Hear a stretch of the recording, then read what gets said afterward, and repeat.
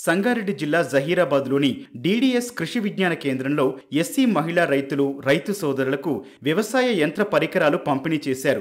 SC ఉప ప్రణాళిక sub plan నిధులతో Indian institute of millet research సంస్థ సౌజన్యంతో సంగారెడ్డి జిల్లాలో ఎంపిక చేసిన రైతులకు సేంద్రియ సాగుకు అవసరమైన కషాయాలను అందజేశారు. అంతేకాకుండా రైతులకు టార్పాలిన్లు, బ్యాటరీ స్ప్రేయర్లు, ధాన్యం సంచులు, వేపపిండి, వేప నూనె, పంచగవ్య, ఘనజీవామృతం, NPK, mycorrhiza, bacillus, trichoderma, Verticillium, జిగురు అట్టలను పంపిణీ చేశారు. షెడ్యూల్ కులాల ఉప ప్రణాళికలో భాగంగా ఎస్సీ మహిళా రైతులకు చిరుధాన్యాల మీద శిక్షణ మరియు సేంద్రియ వ్యవసాయం మీద కావాల్సిన ఇన్పుట్స్ను రైతులకు అందజేయడం జరిగింది.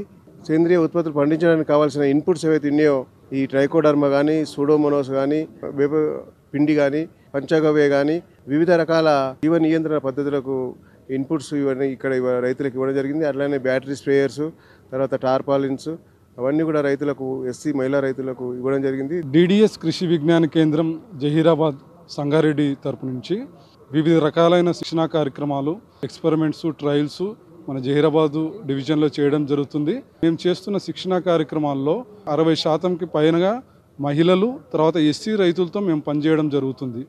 ప్రతిసారి మేము ఎస్సీ సబ్ ప్లాన్ స్కీమ్ కింద కొన్ని ఇన్పుట్స్, ట్రైనింగ్స్, నారు, ఈ విధమైన ఇన్పుట్స్ ఇవ్వడం జరుగుతుంది.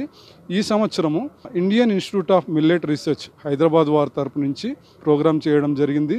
70 మంది ఎస్సీ రైతులను సెలెక్ట్ చేసి వారికి వివిధ రకాలైన అగ్రికల్చర్ ఇన్పుట్స్ ఇవ్వడం జరిగింది. దాంట్లో ముఖ్యంగా బయో ఫర్టిలైజర్స్ అయిన రైజోబియం, అజిటోబాక్టర్, అజోస్పైరిలం ఇటువంటివన్నీ, తర్వాత నీమ్ ఆయిల్, నీమ్ కేకు, తర్వాత స్ప్రేయర్లు, అదేవిధంగా తార్పాలిన్లు, చెరుకు నారు, కూరగాయల నారు ఇవన్నీ ఈ రైతులకు ఇవ్వడం జరిగింది.